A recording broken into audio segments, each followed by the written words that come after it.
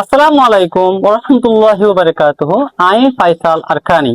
I এখন আছি বাংলাদেশের 1992 রেজিস্টার্ড রোহিঙ্গা রিফিউজি ক্যাম্পের মধ্যে যে 2026 এপ্রিল মাসের মধ্যে আইওরে ডব্লিউএফপি রোহিঙ্গা কলর খাদ্যরে রিডিউস করার কারণে খাদ্য কমানোর কারণে বহুত রোহিঙ্গা কলর ফ্যামিলির মধ্যে বেশা বেশি কষ্ট তারা ফেস করে।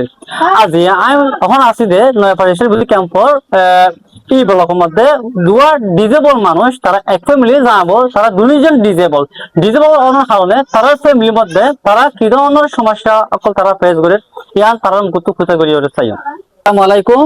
ওয়ালাইকুম আসসালাম। অনলাইন কি নাম? আনা নুর সাবা। অনলাইন কখন কম্পর? আহারা নয়া পাড়া মুসুনি কেন বললো তাকো ই বলল কথা কি তো ডব্লিউপি যে খাদ্য সময় ফেলে খাদ্য ইবার মধ্যে সমানো জড়িয়ে ওনার ফ্যামিলির মধ্যে ওনারা কি ধরনের সমস্যা ফেস করো?